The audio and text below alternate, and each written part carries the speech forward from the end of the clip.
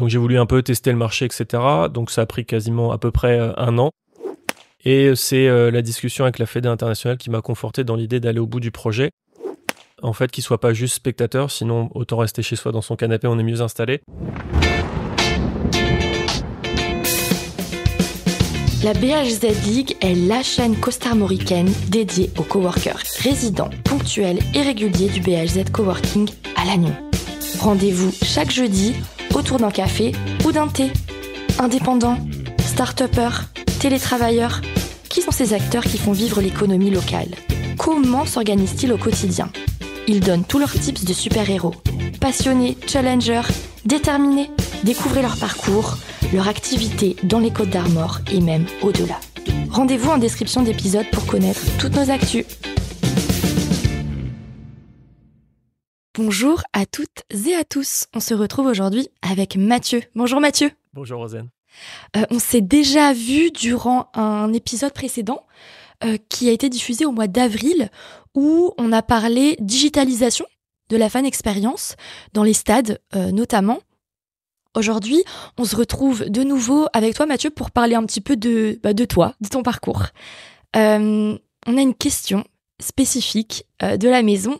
Est-ce que t'es plutôt thé ou café? Café, définitivement café. Et du bon café. Je prends le temps de bien sélectionner mon café, d'avoir la bonne machine italienne, etc. Donc j'aime bien préparer le café et déguster le café. Voilà. On espère que celui du BHZ Coworking te satisfait. Oui, ça va. Il est très bien. Alors Mathieu, on voudrait savoir qui es-tu? Alors, du coup, je m'appelle Mathieu, j'ai 40 ans, je suis pacsé avec Anne-Gaëlle depuis 5 ans maintenant et on est parents d'une petite fille qui va avoir 4 ans au mois d'octobre et qui s'appelle Yuna.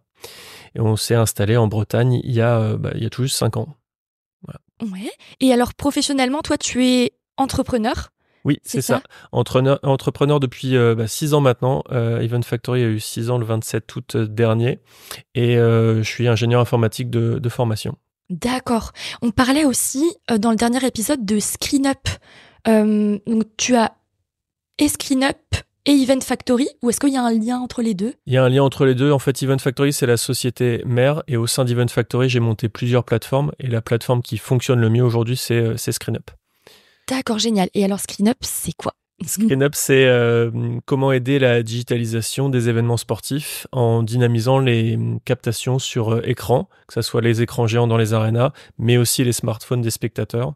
Donc, on vient injecter à l'intérieur ce qu'on appelle des modules, donc des petites activations, des jeux principalement, qui permettent d'animer, de remplir les temps morts ou d'animer les mi-temps avec du quiz, du fan wall, de la dance cam, etc. D'accord, génial. Pour vraiment faire participer les visiteurs, les rendre acteurs un petit peu des... C'est ça. Exactement. L'idée, c'est les inclure dans le live, en fait, qu'ils soient pas juste spectateurs, sinon autant rester chez soi dans son canapé, on est mieux installé. Donc l'idée, c'est de les faire venir un peu avant le match pour déjà avoir une première expérience, typiquement pronostiquer sur qui va être le meilleur joueur du match ou quel sera le score à la fin du match. Pendant le match, c'est partager sa photo, son message d'encouragement par exemple, ou participer à une dance cam sur un temps mort. À la mi-temps, ça peut être de visualiser sur l'écran géant les statistiques collectives individuelles. Et puis à la fin du match, ça peut être un quiz ou voir le vainqueur, celui qui a bien pronostiqué le meilleur joueur du match pour qu'il remporte un cadeau. Donc c'est vraiment travailler sur les 3 temps forts avant, pendant, après l'événement. Ok, génial. Donc tu donnes du pouvoir en fait réellement aux visiteurs dans les stades. Et en parlant de pouvoir, est-ce qu'on peut te demander quel super-héros te définit le mieux? Alors super-héros, pas facile comme question, j'avoue. Moi, je dirais Aquaman pour son lien avec la nature, le fait de vouloir protéger la nature, le fait aussi que j'adore l'eau et j'adore nager, donc voilà. En Bretagne, je suis plutôt bien pour ça. Bien loti. Ouais, donc voilà, plutôt ça, et aussi le fait qu'il est plutôt solitaire à faire ses trucs dans son coin et à monter les choses de son côté, donc c'est un peu mon état d'esprit. Voilà. Ok, génial. On se le note. Donc j'allais te demander depuis quand tu exerces, mais tu nous as dit depuis 6 ans déjà. Oui, c'est ça? C'est ça. Et depuis où? Puisqu'en fait, avec Anne-Gaëlle, vous avez déménagé il y a peu de temps en Bretagne. Il y a 5 ans, oui, c'est ça. Pour le coup, j'ai monté la boîte il y a 6 ans, donc à cette époque, j'étais encore Quand j'ai monté le projet, j'étais encore en poste. Donc j'ai voulu un peu tester le marché, etc. Donc ça a pris quasiment à peu près 1 an, déménagement inclus, pour que j'arrive ici en Bretagne et que je monte mon bureau. Aujourd'hui, je suis 100% en télétravail, donc je travaille à domicile et je me déplace ponctuellement sur les événements. D'accord. Et tu travailles, pour rappel, avec la FIBA, c'est ça? Notamment, ouais. Pour le coup, la FIBA, ça fait une bonne transition parce que c'est, entre guillemets, ils le savent pas, mais c'est entre guillemets grâce à eux que j'ai monté la boîte. À l'époque, du coup, il y a 6 ans, juste avant de monter, j'ai voulu un peu tester mes idées et mon idée de projet principal. Et j'étais allé voir à la fois la Fédé française de basket, puis la Fédé internationale. Et c'est la discussion avec la Fédé internationale qui m'a conforté dans l'idée d'aller au bout du projet.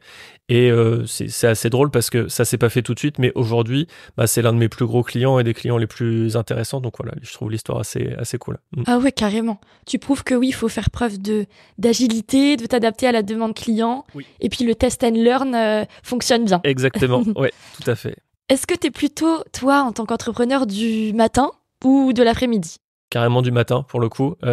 C'est un peu plus dur quand on devient papa, mais mais pour le coup, ouais, mes heures les plus productives, c'est le matin entre 8h et midi. Je peux avoir fait ma journée de travail et après gérer l'après-midi l'administratif ou les choses un peu plus longues à gérer. Voilà.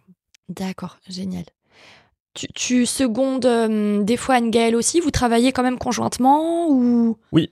Ouais, pour aussi. le coup, pas mal. Déjà, on confronte nos idées respectives. Même si on est dans des domaines très, très différents, c'est toujours intéressant de pouvoir échanger. Et du coup, on a la chance d'être 2 entrepreneurs, donc on peut échanger ensemble. Et puis, ouais, je la seconde un petit peu sur ces événements. Alors, avec d'autres cartes, pour le coup. Mais c'est intéressant, ouais, de pouvoir la seconder aussi là-dessus, ouais. Génial. Et comment est-ce que vous avez connu le BHZ? Je pense que ça s'est fait un petit peu par hasard. Si je dis pas de bêtises, ça a dû se faire aux alentours du Covid ou en sortie de Covid, où on cherchait à revoir des gens en fait, parce que pour le coup, nous on aime bien travailler chacun de notre côté, le télétravail, etc. C'est très cool, mais après au bout d'un moment, c'est bien aussi de pouvoir discuter avec des gens, de voir des gens, etc. d'horizons différents. On a testé plusieurs coworking. On n'est pas hyper équipé dans la région, mais on a testé ce qui se faisait et pour le coup, quand on a trouvé le BHZ, on s'est dit que c'était le meilleur endroit, donc c'est pour ça qu'on est resté, ouais. Et on est ravis d'avoir fait votre rencontre. Est-ce que tu as une anecdote professionnelle, hormis justement celle de la FIBA, qui est géniale? Est-ce que tu as une autre anecdote à nous partager qui t'a marqué pour une raison particulière? J'en ai 2, on va dire. J'en ai une qui est très rapide. C'était dans mon ancienne vie chez Publicis. Au tout début où je travaillais, ça m'avait assez marqué. Le jour où un de nos clients est venu à l'agence avec son ordinateur parce qu'il voulait partir avec son site internet. Voilà, donc c'est assez drôle. Il voulait récupérer son site internet avec son ordinateur. Voilà. Sinon, c'est original. Quand même, ouais. Mais c'est vrai que quand on connaît pas toute la technicité qu'il y a derrière, on a des fois des anecdotes comme ça un peu loufoques ou voilà, des comportements. Exactement.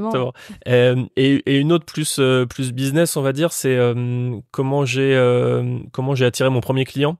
En fait, c'est la Hoops Factory. J'allais jouer là-bas. C'est un centre de basket indoor, donc j'allais jouer là-bas avec mes potes.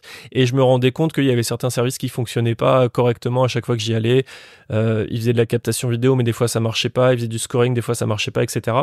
Et petit à petit, je me suis mis à redévelopper ces choses de mon côté.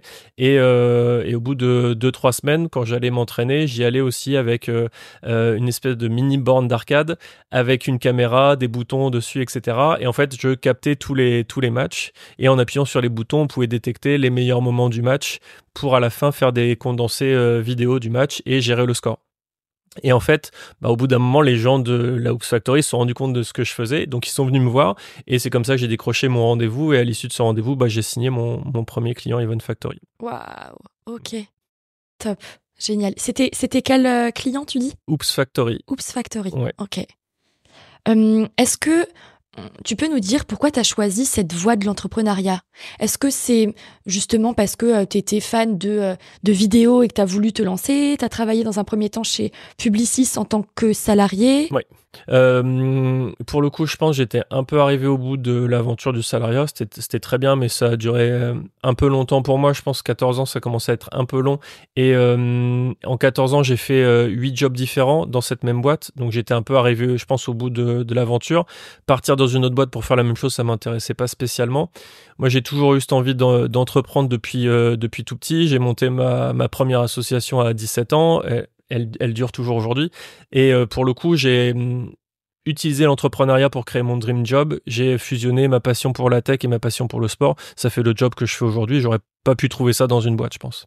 Ok. Donc allier passion et à la fois, ça te permet aussi d'avoir la liberté peut-être que tu désires. C'est ce que j'allais dire, ouais, carrément l'autonomie, pour le coup, aller dans la direction que je veux. Ça veut aussi dire assumer ses erreurs quand on en fait, parce qu'on en fait forcément, mais avoir la liberté de ses choix, de choisir aussi ses clients, pour le coup, et d'attirer les clients avec qui on a envie de travailler, en fait. Quelles sont les opportunités, ou en tout cas les facilités, que t'a offert le BHZ? Là, tu vois, tout de suite, je pense à Anne-Cécile et à Patrick qui ont un lien aussi directement avec toi via le basket, Carrément. par exemple. Est-ce que tu peux nous en dire un peu plus? Ouais, pour le coup, c'est la première que j'allais citer forcément. La rencontre d'Anne-Cécile, que j'ai rencontrée au mois d'avril, je pense, quelque chose comme ça, ou peut-être mars, mais en tout début d'année. Et pour le coup, elle a compris tout de suite ma passion pour le basket, donc elle m'a connecté à Patrick, qui est coach au club de Lannion, pour le coup. Et ce club cherchait des bénévoles, et moi j'ai décidé de m'impliquer dans ce club un peu plus. Ça rejoint ma passion pour le basket, le fait que j'ai monté une association de basket en 2003 aussi, mais c'est dans les Hauts-de-France, c'est un peu loin d'ici, donc ça me manquait un peu, et donc je suis rentré au conseil d'administration de ce club au mois de juillet dernier, donc je suis content de cette expérience et cette connexion grâce au BHZ. Et pour les autres opportunités, c'est des trucs assez basiques, entre guillemets, mais j'aime bien bosser dans un cadre qui est sympa, visuellement, etc., avec des gens agréables, pour le coup. C'est pas le cas partout, donc voilà. Et puis, et le fait aussi d'avoir à la fois je pense, le bon compromis entre le fait de pouvoir avoir des gens autour avec qui on peut discuter par moment, mais aussi des moments où on peut réellement travailler, avancer. Exactement, se mettre un peu dans sa bulle et puis avancer. Ok. Est-ce que tu as d'ailleurs un outil de travail favori? Oui, pour le coup, j'en ai un que j'utilise beaucoup, ça s'appelle ClickUp.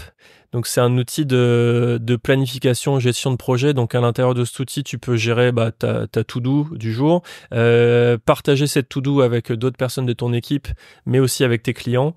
Donc tu peux mettre une tâche à l'intérieur, échanger des commentaires avec ton client. Lui, il peut te faire des retours, valider, commenter ou invalider ce que tu proposes. Tu peux faire de la planification, type planning un peu classique. Tu peux faire ta gestion documentaire. Donc vraiment au sein du même outil, tu peux regrouper tout ce dont j'ai besoin pour gérer mes projets et gérer les roadmaps aussi des projets que je développe, savoir quand est-ce que je vais développer quelle fonctionnalité, ou alors juste stocker une idée sur laquelle on reviendra un peu plus tard. D'accord. Et tu utilises Notion en complément, ou donc tu te retrouves ton compte sur ClickUp? En fait, ça a remplacé Notion. J'utilisais Notion avant et aujourd'hui, ça remplace parce que ça répond plus au mode de fonctionnement que j'utilise. Et puis, j'ai beaucoup plus adhéré à l'outil, même visuellement, en termes de fonctionnalité, de vision aussi. Je préfère ce que fait ClickUp. D'accord. Pour revenir un petit peu à la côte de Granit Rose, et même pour revenir aux Côtes d'Armor tout simplement, donc avec Anne-Gaëlle, vous vivez plutôt dans les terres, du côté de Bégard. Est-ce qu'il y a un endroit qui, pour toi, te permet de te ressourcer? Il y en a plein en fait, on a la chance du coup en Côte d'Armor d'avoir tout ça, mais pour le coup si j'en trouve un qui est vraiment tout proche de chez nous, ce serait la forêt de Kermorok, qui est vraiment à 3 km de la maison je pense, qui est une petite forêt au bord d'une rivière, qui est aménagée avec table, chaise, etc. Petite aire de jeu pour la petite aussi, on regarde ce genre de critères, ça aide. Donc pour le coup je dirais ça en premier lieu, et après on a aussi la chance d'être assez proche de la mer pour le coup, donc nous on va assez régulièrement à la mer, et là pour le coup j'ai un attachement un peu particulier à Binic. C'est les attaches d'Anne-Gaëlle qui sont là-bas, donc on y allait régulièrement avant d'emménager ici, on y va encore plus maintenant.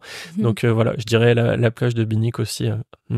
Super, merci pour ces deux endroits qu'on ira visiter probablement, nous auditeurs, auditrices aussi. Le dernier mot, disons, de la fin, Mathieu, est-ce que tu as quelque chose à partager pour la team du BHZ? Truc à partager, déjà merci pour le coup de nous avoir accueillis ici, de proposer toutes ces choses aussi, parce que c'est vrai qu'au-delà de l'espace de coworking, ce que vous faites au niveau du podcast et de la visibilité que vous donnez aux personnes qui travaillent ici, je trouve ça hyper intéressant. Donc voilà, c'est prometteur pour l'avenir, donc je dirais continuez comme ça. Merci beaucoup. Merci. À bientôt Mathieu. À bientôt. Bonne journée à toutes et à tous, et on se retrouve la semaine prochaine. Merci encore.